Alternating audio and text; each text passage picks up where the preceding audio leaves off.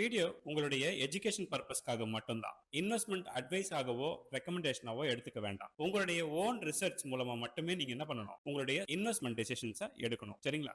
மக்கள் அனைவருக்கும் வணக்கம். இன்னைக்கு நம்ம பைசா மாஸ்டர் தமிழ்ல பார்க்க போற முக்கியமான டாபிக் என்னன்னா, இந்துஸ்தான் யூனிலிவர். இந்த இந்துஸ்தான் யூனிலிவர்ல நிறைய பேர் இன்வெஸ்ட் பண்ணிருப்பீங்க. லாஸ்ட் 5 இயரா பெரிய அளவுக்கு எந்த ரிட்டர்னும் கொடுக்காம அப்படியே அது கிடப்பில போட்ட மாதிரி கிடந்திருக்கும். ஸோ இந்த மாதிரியான ஸ்டாக்கை நம்ம கன்சிடர் பண்ணி கண்டினியூஸாக வச்சுக்கலாமா வேண்டாமா, இல்லை இதெல்லாம் எக்ஸிட் கொடுத்துட்டு வேறு ஏதாவது ஸ்டாக்ஸை கன்சிடர் பண்ணலாமான்ற ஒரு குழப்பமான சூழ்நிலையும் இருக்கும். ஏன்னா இந்த கம்பெனியில் ஒரு விஷயம் கவனிச்சிங்கன்னா, நல்ல சப்ளை செயின் இருக்கும், நல்ல ஃபண்டமெண்டல்ஸ் இருக்கும், நிறைய சேல்ஸ் இருக்கும். இதெல்லாம் இருக்கிறதுனால கைவிடவும் முடியாது. மற்றபடி போன 5 வருஷமாக பார்த்தா எந்த குரோத் இல்லாதங்கிறப்போ வச்சிருக்கவும் முடியாத ஒரு சூழ்நிலைகள் இருக்கும். ஸோ இது நம்ம கண்டினியூ பண்ணலாமா வேணாமாங்கிறதுக்கு முன்னாடி சில விஷயங்களை நம்ம பார்த்துட்டு அதுக்கப்புறமா ஃபைனல் டெசிஷன் எடுக்கிறது உங்களுக்கு ரொம்ப யூஸ்ஃபுல்லாக இருக்கும். ரைட்? 2002 உங்களுக்கு ரெக்கார்ட் வைக்கிறேன். இது வந்து 2002 இப்போ வரைக்கும் எத்தனை மடங்கு க்ரோத்னு பார்த்தீங்கன்னா, அப்போ ஒரு 200 ரூபா இருந்திருக்கும். இன்னைக்கு ஒரு 11 மடங்கு க்ரோத் இருக்கு. இந்த க்ரோத்தை தான் இங்கே நம்ம பார்க்குறோம். சரிங்களா? அப்போ 2002 ஒரு எஃப்எம்சிஜி கம்பெனி வெறும் 11 மடங்கு தானே க்ரோத். அப்போ மற்ற கம்பெனியோட கம்பேர் பண்ணும்போது உங்களுக்கு பார்த்தீங்கன்னா 50 மடங்கு, 80 மடங்கு, 100 மடங்கு, 150 மடங்குலாம் க்ரோத் வந்து பல கம்பெனிகள் கொடுத்துருக்கோம். போன 24 வருஷத்தில் நான் பேசுகிறேன். பட் அப்படி இருக்கும்போது ஒரு பேங்கிங் செக்டர் எடுத்து நீங்கள் ஒரு ஐசிஐசிஐ பேங்க் எடுத்து செக் பண்ணிங்கனாலும் மற்ற சின்ன சின்ன பேங்கிங் எடுத்து செக் பண்ணிங்கன்னா கூட கிட்டத்தட்ட 20 50 மடங்கு க்ரோத்துங்கிறத ஈஸியாகவே பார்த்துட முடியும். அப்படி இருக்கும்போது வெறும் 11 மடங்கு தான் வளர்ந்துருக்கு அப்படிங்கிறது இட்ஸ் அ $1 மில்லியன் கொஸ்டின். இந்த கம்பெனியோட last 5 year as we discussed, போன 5 வருஷத்துக்கு முன்னாடி இன்வெஸ்ட் பண்ணவங்களோட பொசிஷன்லாம் இன்னைக்கு நோ லாஸ் நோ கெயினில் இருக்கு. இதுக்கும் என்ன பிரச்சனை அப்படின்னு பார்த்தீங்கன்னா, இந்த கம்பெனியோடைய பி கிட்டத்தட்ட 60க்கு மேலே இருந்து இப்போ கிட்டத்தட்ட 40க்கு கீழே வந்திருக்கு. அப்போ அர்னிங் பர் ஷேர் வளருதான்னா எஸ் வளருது. போன 5 வருஷமா அர்னிங் பர் ஷேர் வளருது. அன்னைக்கு இருந்த அர்னிங் பர் ஷேரோட 70 டைம்ஸ் வரைக்கும் இந்த ஸ்டாக் ப்ரைஸ் போனது தான் மிகப்பெரிய பிரச்சனை. அப்போ ஏன் போச்சு? இந்த கம்பெனியை என்ன முடிவு பண்ணியிருப்பாங்கன்னு நினச்சிங்கன்னா, ஒரு மல்டி பேக்கராக வரப்போகுது எதிர்காலத்தில். இல்லை இந்த மாதிரி மல்டிபிள் ப்ராடக்ட்ஸ் இருக்கிறதுனால ஒரு 50க்கு மேற்பட்ட 100க்கு மேற்பட்ட பிராண்ட் மட்டுமே பார்த்தீங்கன்னா ஒரு 60-70 பிராண்ட் வச்சுருப்பாங்க. அப்புறம் அந்த ஒரு பிராண்டுக்குள்ளேயும் வேரியஸ் ப்ராடக்ட் இருக்கும். அந்த ப்ராடக்ட் எல்லாம் கணக்கு போட்டிங்கன்னா கிட்டத்தட்ட 800லேருந்து 1000க்கு மேலே இவங்களுடைய ப்ராடக்ட்ஸ் இருக்கும் இந்த இந்துஸ்தான் யூனிலிவருக்கு. அப்படி இருக்கிறதுனால எதிர்காலத்தில் இது இல்லைனா அது இல்லைனா ஏதோ ஒன்று வித்துரும் அப்படிங்கிற ஏதோ ஒரு காரணத்தினால நம்ம இந்த ஸ்டாக் எல்லாம் பெரிய அளவு கன்சிடர் பண்ணியிருக்கிறதுக்கு சான்ஸ் இருக்கு. உண்மையும் அதுதான் வச்சுக்கோங்களேன். இன்னைக்கு சூழ்நிலைக்கு என்னன்னா, மார்க்கெட்டில் பெனட்ரேஷன் இருக்கான்னு கேட்டால் எஸ் இருக்கு. இன்னைக்கும் 9 வீடுகள் 10 வீடுகள் 9 வீடுகள் இந்துஸ்தான் யூனிலிவரை தொடாத ஒரு வீடால் என்ன பண்ண முடியாது, அந்த நாளை கழிக்கவே முடியாது. அப்படிதான் இருக்கு. ஆனால் ப்ராஃபிட் வந்து பார்த்தீங்கன்னா, ப்ராஃபிட் மார்ஜின் இருக்கு இல்லையா, அது ரொம்ப meagre, very very very thin margin தான் இவங்களால மெயின்டைன் பண்ண முடியுதுங்கிறது தான் மிகப்பெரிய பிரச்சனை. 2020 கவனிச்சிங்கன்னா நிறைய கம்பெனிகளை அக்வயர் பண்ணியிருப்பாங்க. இந்துலேக்கா, பூஸ்ட், ஹார்லிக்ஸ், இந்த கம்பெனி, அது மாதிரி இன்னும் கொஞ்சம் சில கம்பெனிகள்லாம் வந்து எதெல்லாம் ப்ராஃபிட்டபுளாக இருக்கோ அதையெல்லாம் உள்ளே கொண்டு வந்திருப்பாங்க. நல்ல மார்ஜின் இருக்கக்கூடிய கம்பெனியில் உள்ளே கொண்டு வந்திருப்பாங்க. இந்துலேக்கெல்லாம் உங்களுக்கு தெரியும் எவ்வளோ ப்ரைஸ் விற்கிது, கிட்டத்தட்ட 100 ml பாட்டில் நினைக்கிறேன், கிட்டத்தட்ட 200 400 அந்த ரேஞ்சு ஒரு குட்டி பாட்டிலே வைக்கும். ஸோ அந்த மாதிரி ப்ராடக்ட் எல்லாம் என்ன பண்ணுறாங்கன்னா இதுக்குள்ளே கொண்டு வந்ததுனால மேபி இது இன்னும் நல்லா ப்ராஃபிட்டபுளாக போகும் அப்படின்னு நினச்சி கூட அது வந்து மல்டிபிள் பியில் போய் மாட்டிடுச்சு. இதுக்கு முன்னாடி வந்து இயர் ஆன் இயர் க்ரோத் பார்த்தீங்கன்னா ஒரு 10% இருந்திருப்பாங்க. இந்த கம்பெனிகள்லாம் ஆட் பண்ணதுக்கப்புறம் 12% மார்ச்சே தவிர பெரிய அளவுக்கு நம்ம எதிர்பார்த்த க்ரோத் இதால் கொடுக்க முடியல. ஏன்னா இதெல்லாமே வந்து ஆப்ஷனல் டைப் தான் இல்லையா. லாஸ்ட் 1 மந்த்தாக பார்த்தீங்கன்னா சைட் வேலை தான் இருக்குது. ஒன்றும் போன 5 வருஷமாக சைட் வேலை தான் இருக்குது. லாஸ்ட் 1 மந்தாகவும் சைட் வேலை தான் இருக்குது. அதில் ஒன்றும் பெரிய சேலஞ்ச் இல்லை. உங்களுக்கெல்லாம் இந்த கம்பெனியோடைய நெட் ப்ராஃபிட் இல்லை சேல்ஸ் இந்த மாதிரி விஷயங்கள்லாம் எப்படி வளரணும்னு அவங்க சொல்லி கொடுத்துருக்கேன்னா, நம்ம ஒரு ஸ்டாக்கை செலக்ட் பண்ணுறோம் அப்படின்னா அந்த ஸ்டாக்கால் குறைஞ்சது 4 வருஷத்துக்கு ஒரு தடவை இல்லை 5 வருஷத்துக்கு ஒரு தடவை அவங்களோட சேல்ஸை மல்டிப்ளை இன்ட்டு 2 டைம்ஸ் கொண்டு வரணும். ரைட்டுங்களா? இப்போ 2001 இந்த கம்பெனியோட சேல்ஸ் பார்த்தீங்கன்னா 47,400 கோடி. இது அப்படியே நீங்கள் 2 டைம்ஸ் ஆக்கினீங்கன்னா கிட்டத்தட்ட எவ்வளோ வரும்? 94 95,000 கோடி வரணும் சேல்ஸ். வேற இந்த கம்பெனியோட சேல்ஸ் எவ்வளோ இருக்குது? 64,138. அப்போ இந்த க்ரோத் வந்து எங்கேருந்து பாருங்கள், 90லேருந்து எனக்கு எவ்வளோ வந்திருக்குன்னு பார்த்தீங்கன்னா 90 என்னோட எக்ஸ்பெக்டேஷன். ஒரு 5-10 கூட குறைய இருக்கலாம், தப்பு கிடையாது. கூடலாம் அதிகமாக தான் இருக்கணும், நான் கம்மியாக சொல்கிறேன். ஆனால் இங்கே எங்கே இருக்குன்னு பார்த்தீங்கன்னா 94 இருக்க வேண்டியது 64 தான் இருக்குது. புரியுதா என்ன பிரச்சனைன்னு? அந்த எக்ஸ்பெக்டேஷனை இவங்களால் அச்சீவ் பண்ண முடியாமல் போனது ஒரு முக்கியமான காரணம். அடுத்து சரி நெட் ப்ராஃபிட்லேயாவது ஏதாவது சேஞ்சஸ் இருக்கா அப்படின்னு பார்த்தீங்கன்னா, நெட் ப்ராஃபிட்லேயும் ஒன்றும் பெருசாக இல்லை. 8,000 கோடி ரூபாய் நெட் ப்ராஃபிட் இருந்தக்கூடிய சூழ்நிலையிலேருந்து அப்படியே பொறுமையாக நகர்ந்து 10,600 கோடியாக இன்க்ரீஸ் ஆகிருக்கு. கிட்டத்தட்ட 2,600 கோடி இம்ப்ரூவ்மெண்ட். இது என்னென்னு எடுத்துக்கலாம் இல்லையா? ஒரு 50% க்ரோத்னா கூட ஒரு 4,000 கோடி வளர்ந்துருக்கணும். பட் அப்படி இல்லை சூழ்நிலை. அப்போ இது என்ன ஆகுது? இந்த 10,000 கூட பார்த்தீங்கன்னா போன 3 வருஷமாக கவனிங்க, 10,100, 10,200, 10,600 இந்த 3 வருஷமாவும் இவங்களோட பெர்ஃபார்மன்ஸ் இவ்வளோ புவரா இருக்கு. பட் 26ல கொஞ்சம் இன்க்ரீஸ் ஆயிருக்கு. கொஞ்சம். அதையும் நம்ம பார்த்துர்றோம். இது மாதிரி சூழ்நிலையில உங்களோட இன்வெஸ்ட்மெண்ட் போய் மாட்டிக்கணுமா? அப்படிங்கிற டிசிஷன் எடுக்கும்போது, கம்பெனி ஃபண்டமெண்டல் நல்லா இருக்கான்னு பார்க்க தெரியுது. ஆர்ஓஇ பார்க்க தெரியுது. எத பார்த்தாலும் நல்லா இருக்கிற மாரியே இருக்கும் பாருங்களேன். இப்ப நான் உங்களுக்கு வைக்கிறேன் ஸ்க்ரீன்ல. அங்க பாருங்க 5,28,000 கோடி இந்த கம்பெனியோட மார்க்கெட் கேப். இதோடைய ஏர்னிங் பெர் ஷேர் இதுல 35ன்னு காட்டுது. பட் 35லேருந்து 40, 45 கூட இருக்கும். பட் இருக்கட்டும். அடுத்தது கவனிங்க. பிரைஸ் டு புக் பார்த்தீங்கன்னா 11 வருது. இண்டஸ்ட்ரி பி 49 இருக்கு. ஓகே. இப்போ ஆர்ஓஇ என்ன இருக்கு? 22 இருக்கு. அப்போ ஆர்ஓஇ 22 இருக்கக்கூடிய கம்பெனி ஏன்டா போன 5 வருஷமா வளரலன்னு பார்த்தீங்கன்னா, இவங்க டிவிடெண்ட் டிஸ்ட்ரிபியூஷன் வந்து கொஞ்சம் அதிகமா இருக்கு. அதையும் நம்ம பார்க்கணும். பட் அப்படியே டிவிடெண்ட் டிஸ்ட்ரிபியூஷன் அதிகமா இருக்கான்னு கேட்டிங்கன்னா, எஸ் இருக்கிறது என்னமோ உண்மைதான். ஏர்னிங் பெர் ஷேர் ஈக்குவலா இருக்கும் கிட்டத்தட்ட. ஆனா ஷேர் பிரைஸோட கம்பேர் பண்ணும்போது 1.8% ஈல்டு தான். அதனால அதையும் நம்ம பார்க்கணும். இதில் புக் இன்னைக்கு ரேட் வந்து நான் ரூ. 207 இருக்கு. இது நல்லா பார்த்துக்கங்க. இப்போ நான் ஸ்க்ரீனில் உங்களுக்கு அடுத்தடுத்து வைக்கிறதுல உங்களுக்கு இன்னும் சில விஷயங்கள் புரியும். ரூ. 207 புக் இருக்கு. அடுத்தது ஏர்னிங் பெர் ஷேர் ரூ. 64 இருக்கு. எது 2026 வரைக்கும் முடிச்ச போன 4 குவார்ட்டருடைய டிடிஎம் சொல்றேன் நான். ரூ. 64 இருக்கு. 2021ல ரூ. 34 ஆரம்பிச்சு 2025ல ரூ. 70 போக வேண்டிய ஏர்னிங் பெர் ஷேர் ரூ. 45 நிற்குது. இது புரியுதா? ஸோ இந்த சேலஞ்ச் உங்களுக்கு இருக்கான்னா இருக்கு. அதுக்கு அடுத்தது இந்த கம்பெனியோடைய டிவிடெண்ட் பாருங்க, கிட்டத்தட்ட ஏர்னிங் பெர் ஷேருக்கு ஈக்குவலாகவே இருக்கும். ஸோ இங்கே ஒன்றும் பெரிய எக்ஸ்பேன்ஷனுக்குலாம் ஒன்றும் நெசசிட்டி இல்லை. பட் ஸ்டில் அக்வசேஷன் நடக்குது. சேல்ஸ் ஒன்றும் பெருசாக இல்லை. எதுவும் பெரிய கேபெக்ஸ் மாதிரியான விஷயங்கள்லாம் நடக்கிறதுக்கு ஒன்றும் இல்லை.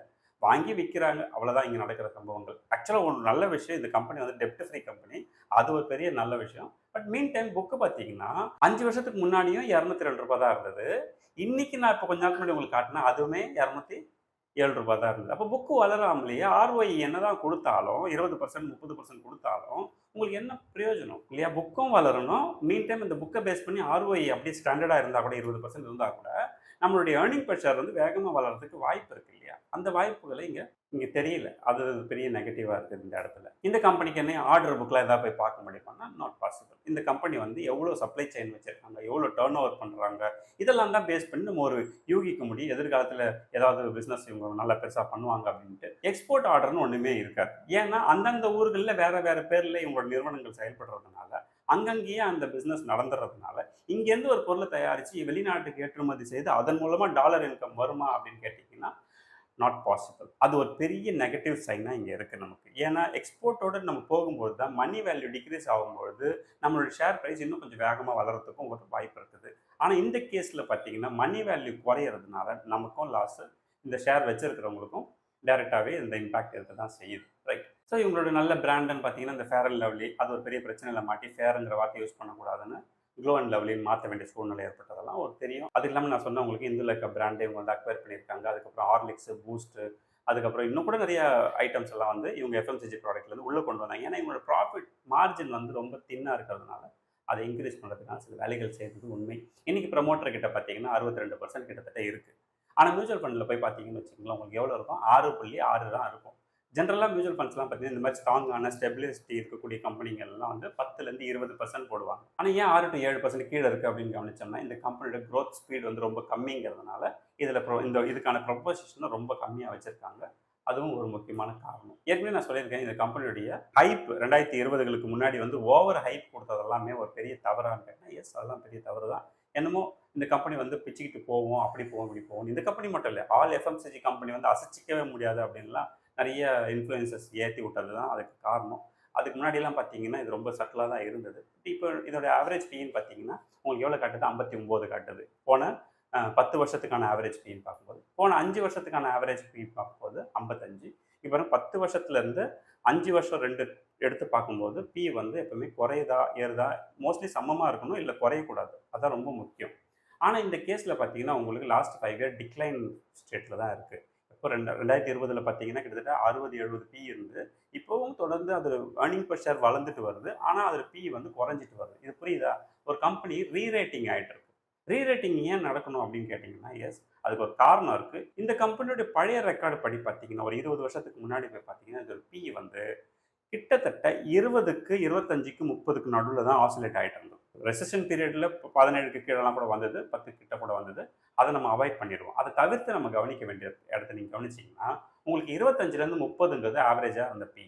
அப்போ இதைத்தான் நம்ம என்ன பண்ணிக்கணும், ஓவர் ஹைப் கொடுத்து 70 75 வரைக்கும் தூக்கிட்டு போனது நம்மளோட மிஸ்டேக். இந்த கம்பெனியோட கன்சிஸ்டன்ட் growth வந்து ரொம்ப கம்மியாக இருக்குங்கிறதும் உண்மை. பட் இது வரைக்கும் வந்த ஸ்பீட்லேயே நம்ம பிளான் பண்ணுவோம். போன 5 6 வருஷத்துக்கான ரெக்கார்ட் நம்ம கிட்ட இருக்குதுன்னு நான் சொன்னேன். அந்த ஏர்னிங் பர் ஷேர் எப்பவுமே நம்ம பண்ணுற மாதிரி இப்போ ஒரு எக்ஸல் எடுத்து போட்டிருக்கோம். 2026 வரைக்கும் போட்டாச்சு. இப்போ இந்த ஆர்டர் படி இவங்களோட இயர் ஆன் இயர் growth பார்த்தீங்கன்னா 12% தான். ஓகே, சரி, இதே நம்ம எக்ஸ்டெண்ட் பண்ணி ஒரு 2031 இந்த ஸ்டாக்கோட பிரைஸ் எவ்வளோ வரும் அப்படின்றத அசியூம் பண்ணோம்னா நம்ம இதை ட்ராக் பண்ணி பார்த்தோம். 113 ரூபா ஏர்னிங் பர் ஷேர் வருது. ஸோ 113 ரூபா ஏர்னிங் பர் ஷேர் இருக்கக்கூடிய இந்த கம்பெனியில் நம்ம ஒருவேளை இதோட பி 35 வைக்கிறேன். நான் இன்னும் அந்த ரேஞ்சுக்கு போகல. 2008 காலகட்டங்களில் இல்லை 9 காலகட்டங்களில் இருந்த பீக்கெலாம் நான் போகல. அங்கெல்லாம் போனீங்கன்னா 25 to 30 தான் இருக்குது. இப்போ பரவாயில்ல, நம்ம இப்போ இருக்கக்கூடியதுக்கு மேட்ச் பண்ணி பார்க்கலான்னு 35 எடுக்கிறேன். 35 எடுத்து நான் கால்குலேட் பண்ணேன். இந்த கம்பெனியோடைய ப்ரைஸ் வந்து ஃபியூச்சர் ப்ரைஸ் வந்து உங்களுக்கு 3948 ரூபா, அரௌண்ட் 4000 வரதுக்கு வாய்ப்பு இருக்குது. இது வந்து கிட்டத்தட்ட 11% சிஏஜிஆர் உங்களுக்கு கிடைக்க வாய்ப்பு இருக்குது, ப்ரொவைடட் இன்னைக்கு இன்வெஸ்ட் பண்ணால் இந்த கரண்ட் மார்க்கெட் ப்ரைஸில். அடுத்தது நம்ம என்ன பண்ணுவோம், 113 ரூபாங்கிறது 40ஆல் மல்டிப்ளை பண்ணுவோம். 40 ஒரு வேலை பிஇஆர் இருந்துச்சுன்னா உங்களுக்கு 14.42 வர வாய்ப்பு இருக்குது. அடுத்தது பார்த்தீங்கன்னா 45 பிஇஆர் இருந்தால் 5000 ரூபாய், 17 சிஏஜிஆர் வரும். அகைன் 50 40 எல்லாத்துக்குமே நான் போட்டிருக்கேன். இதெல்லாம் நீங்கள் பார்த்துக்க.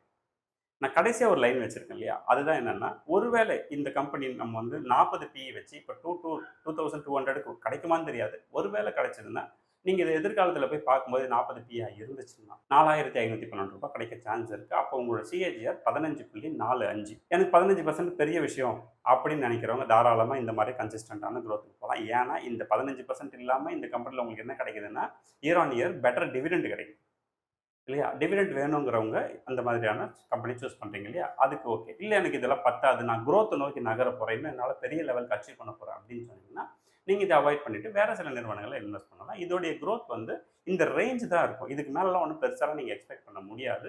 ஏன்னா எஃப்எம்சிஜிங்கிறது ஆல்ரெடி பெனட்ரேட்டட், கம்ப்ளீட்லி பேன் இண்டியா பெனட்ரேட்டட்னு ஒரு பிரச்சனை இருக்குது. அடுத்தது நான் சொன்னேன், இந்த கம்பெனிக்கு டாலரில் எந்த விதமான இன்கமும் பெருசாக இருக்காது. மேபி 1 2 இருக்கலாம். அந்த மாதிரி மால்தீவ்ஸ்க்கு கொஞ்சம் ப்ராடக்ட் அனுப்புவாங்க, ஏன்னா அங்கே மேனுஃபேக்சரிங் யூனிட் இல்லாததுனால இங்கேருந்து மால்தீவ்ஸ்க்கு போவோம். அதெல்லாம் ரொம்ப மீகரான சைஸ் தான். இவங்க டோட்டல் சேல்ஸோடு கம்பேர் பண்ணால் அதெல்லாம் ஒன்றுமே இல்லை. எனிவே இதை நம்ம வந்து ஆவரேஜாக தான் வைக்கிறோம்.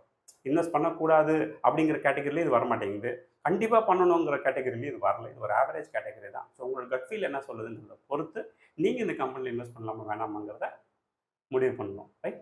ஸோ எனிவே கம்யூனிட்டியில் ஜாயின் பண்ணுறதுனால எனக்கு என்ன பெனிஃபிட் அப்படின்றதும், how to become an active investor அப்படிங்கிற கிளாஸ் இன்னைக்கு நைட்டு ஃப்ரீயாகவே எல்லாருக்குமே ஃப்ரீயாகவே நடத்த போகிறோம். 9 மணிலேருந்து 12 மணி வரைக்கும் 3 hours கிளாஸு. ஜாயின் பண்ணுங்கள்.